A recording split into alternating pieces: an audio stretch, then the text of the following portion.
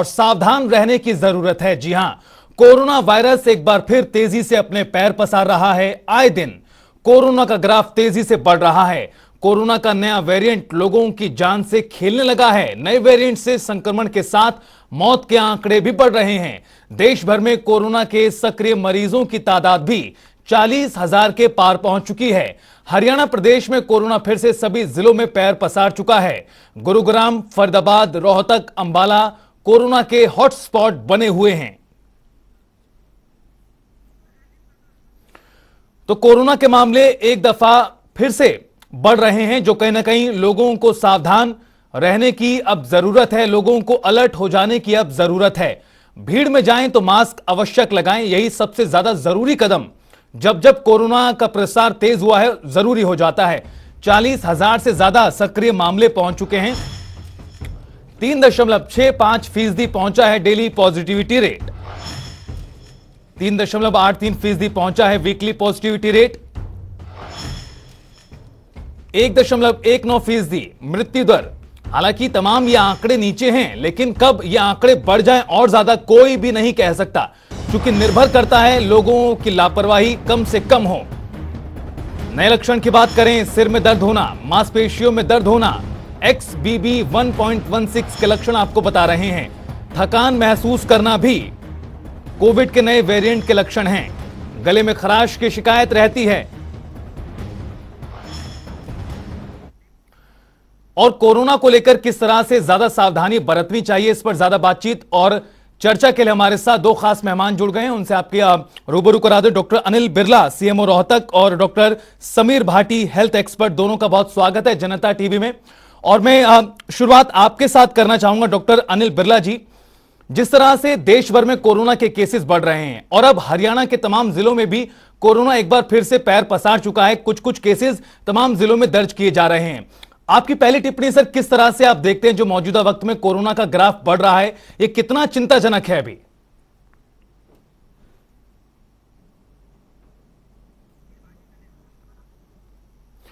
लगता है बिरला जी तक आवाज नहीं पहुंच पा रही है। डॉक्टर समीर भाटी जी, क्या आप तक आवाज पहुंच पा रही है? जी जी बिल्कुल। मैं समीर भाटी जी, मौजूदा वक्त की बात करें, कितना जरूरी हो जाता है सावधानी बरतना तब जब लगातार केसेस देश में बढ़ रहे हैं? बिल्कुल बिल्कुल।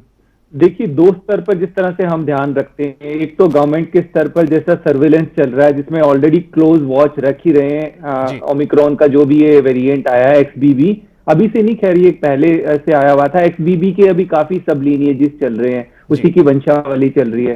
तो एक तो हम इस पे ट्रैक करें। अभी पॉजिटिविटी रेट को बहुत ज्यादा देखने की जरूरत नहीं है। हमें देखना है कि कोई इसमें सीवियरिटी, बीमारी की गंभीरता या हॉस्पिटलाइजेशन रेट तो नहीं बढ़ रहा, या डेथ रेट तो नहीं बढ़ रही है। इन चीजों पे ध्यान रखना जरूरी है। या फिर कहीं पे क्लस्टर एकदम से केसेस तो बहुत अधिक स्पाइक नहीं हो रहे। और इसके अलावा जीनोम सीक्वेंसिंग जैसा कि अभी चल ही रही है, ताकि कोई नए तरह के वेरिएंट पे हम नजर रखें। और इसके अलावा मॉक ड्रिल 2 बार हो चुकी है, अगर पिछले 3 महीने में देखें। पहले दिसंबर में हुआ था और अभी फिर दोबारा से मॉक ड्रिल हुई है।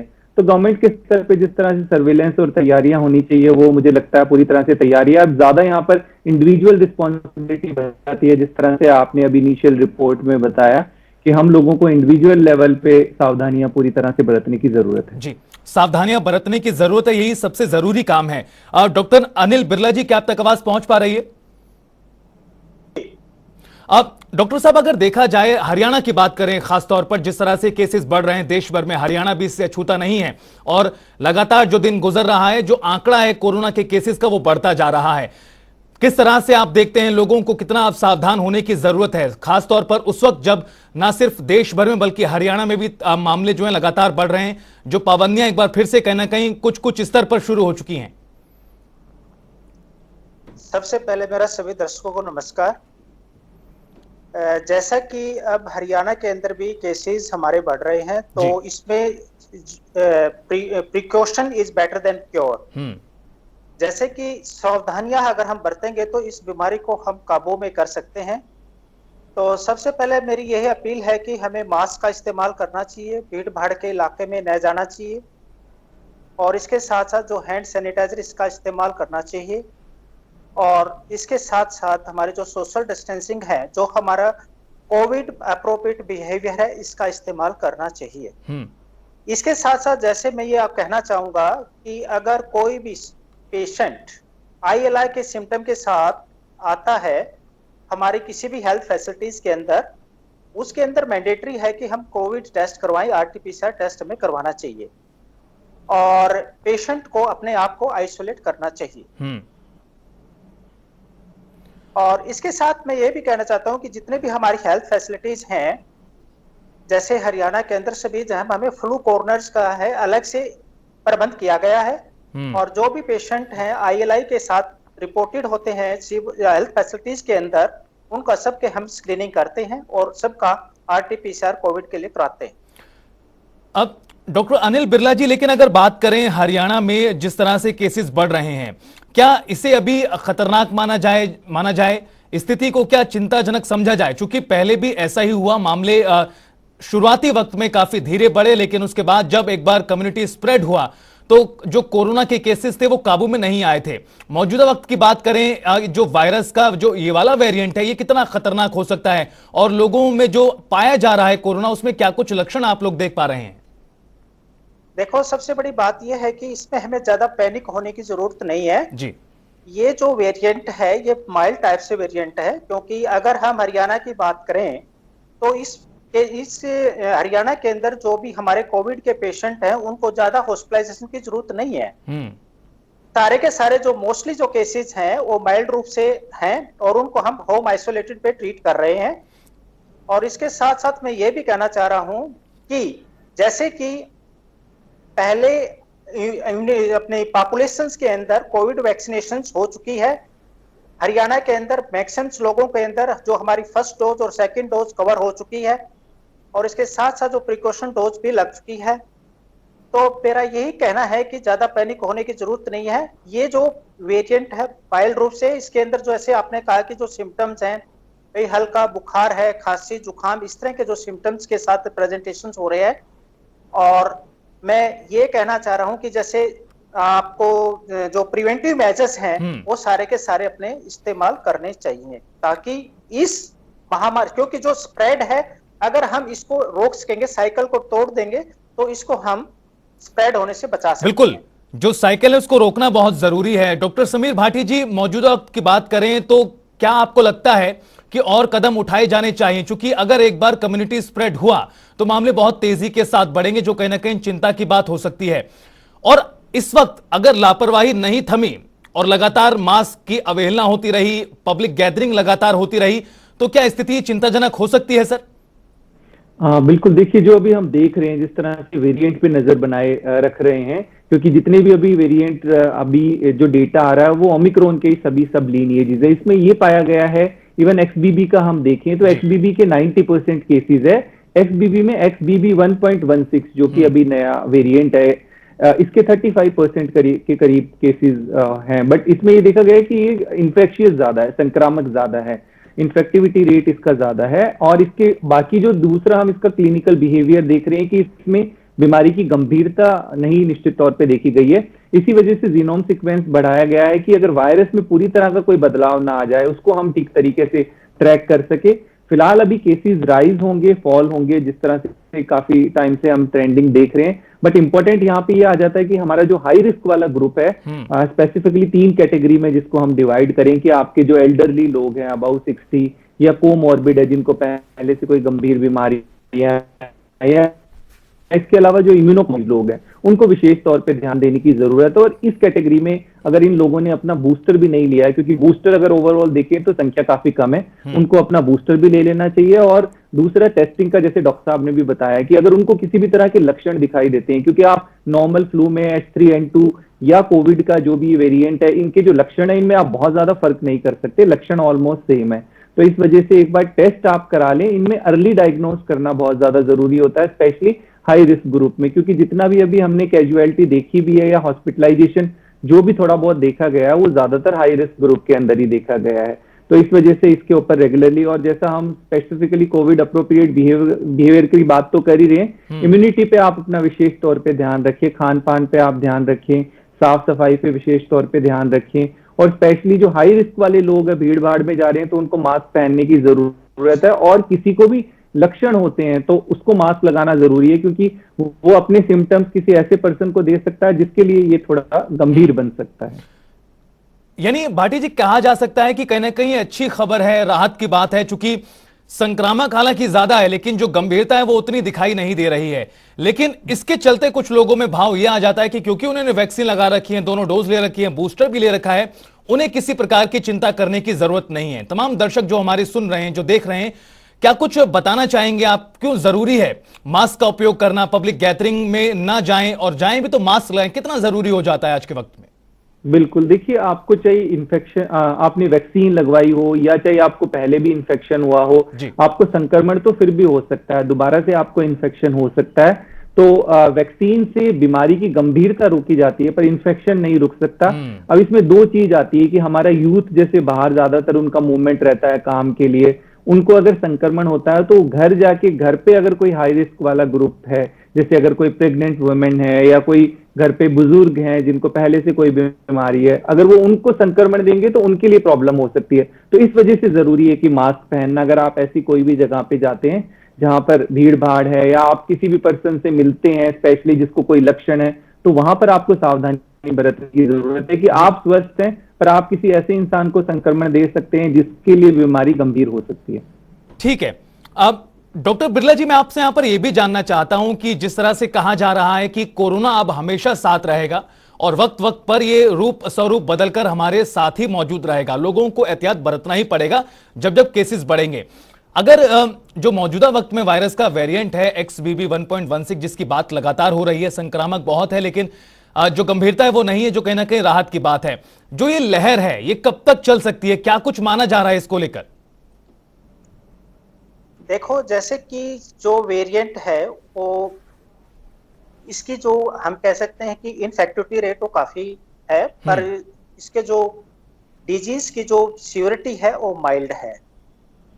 तो इसको ध्यान में रखते हुए जैसे कि हम इस बीमारी को ना फैले, ठीक है, तो इसलिए मास्क का इस्तेमाल मैं ये चाहूंगा कि इसमें हमें करना चाहिए।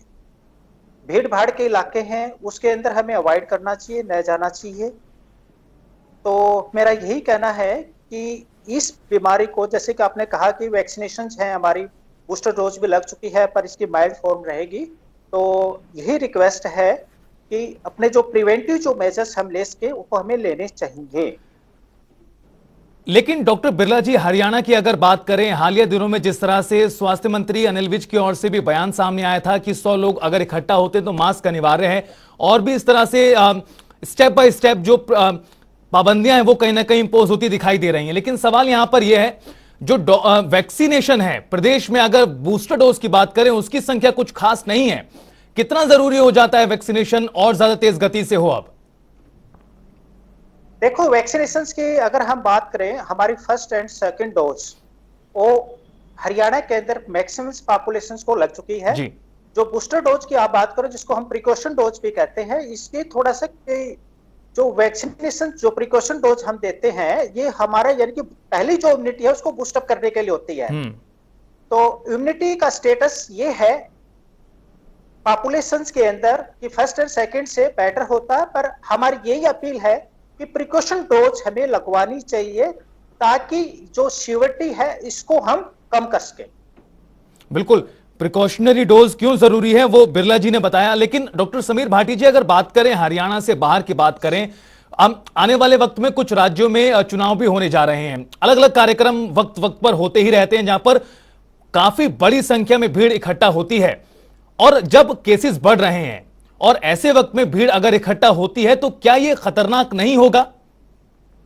देखिए, सिचुएशन जैसे क्या होता है कि हम डायनामिक होती है। अभी फिलहाल हम देख रहे हैं कि कुछ राज्यों के अंदर केसेस बढ़ रहे हैं, इसके अलावा 3 राज्यों में अगर देखें तो मास्क मैंडेट भी कर दिया गया है। तो सिचुएशन के अकॉर्डिंगली काफी सारे डिसीजंस लिए जाते हैं।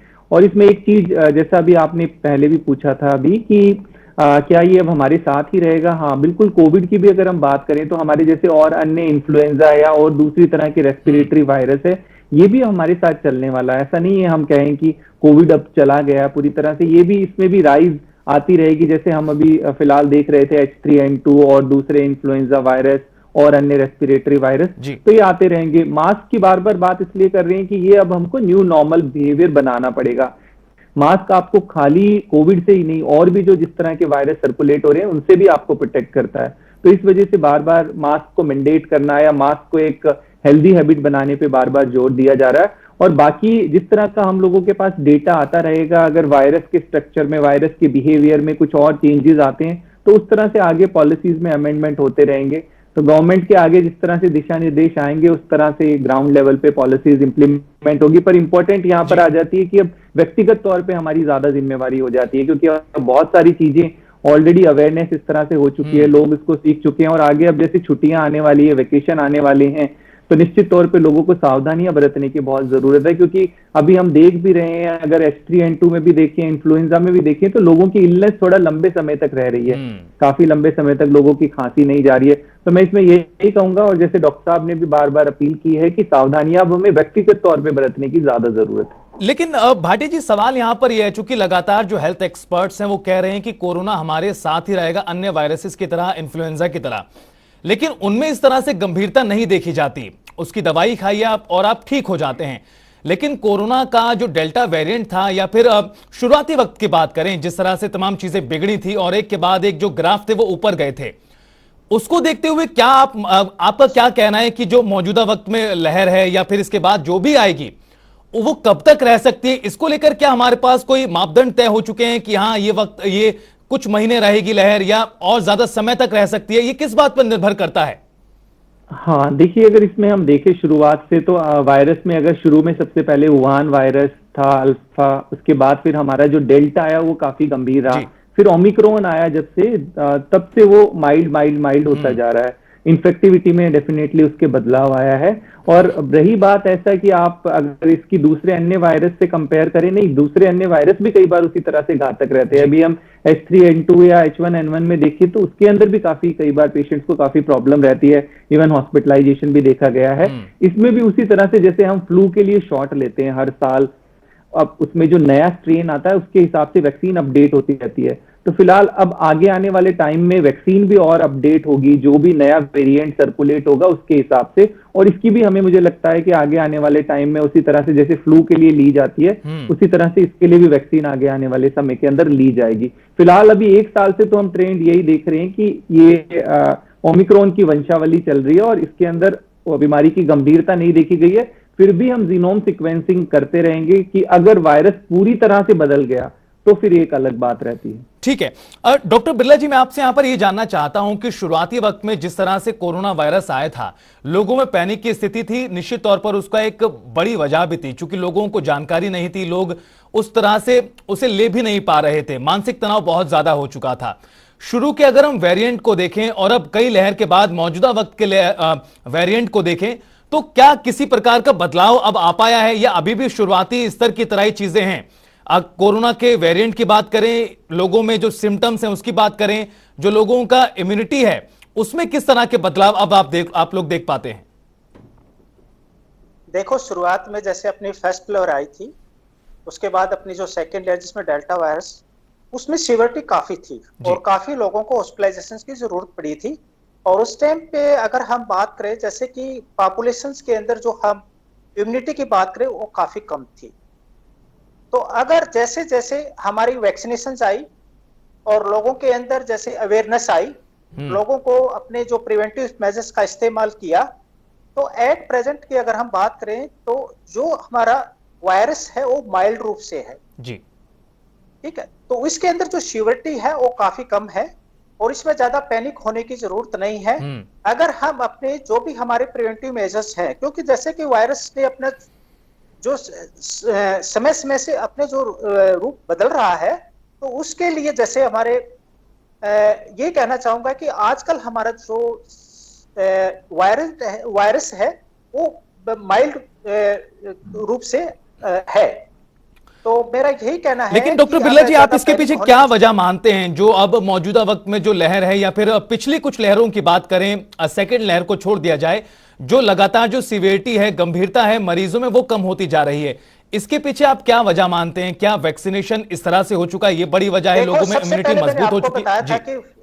वैक्सीनेशन एक इम्पोर्टेंट फैक्टर रहा है। जैसे हमारा फर्स्ट डोज और सेकेंड डोज, उसके बाद हमने प्रिकॉशन डोज, क्योंकि हमारे हरियाणा गवर्नमेंट द्वारा जी काफी इस पे फर्स्ट और सेकेंड डोज वैक्सीनेशन पे स्ट्रेस दिया गया है। उसके बाद हमारे जो अवेयरनेस है, अवेयरनेस पार्ट जो हमारी ऐसी एक्टिविटीज जो की गई है, लोगों के अंदर जो अवेयरनेस दिया गया है, ये एक रूप से फैक्टर रहा है। और उसके बाद जैसे हम वायरस है अपना रूप चेंज करता रहता है, तो ये 3-4 फैक्टर है जो इसमें प्ले कर रहे हैं रोल। बिल्कुल। लेकिन समीर भाटी जी, जिस तरह से वायरस अपना रूप लगातार बदल रहा है, एक के बाद एक लहर आ रही है, बीते कुछ सालों में ही हमने देख लिया। जो वैक्सीनेशन हमारे देश में अभी लगाई गई है, चाहे तमाम वैक्सीनेशन की बात करें, क्या वैक्सीनेशन में भी बदलाव की जरूरत पड़ेगी आने वाले वक्त में? चूंकि जिस तरह से कोरोना अपना रूप बदल रहा है, उसके अनुसार वैक्सीनेशन में भी बदलाव की जरूरत आपको लगता है कि अब है?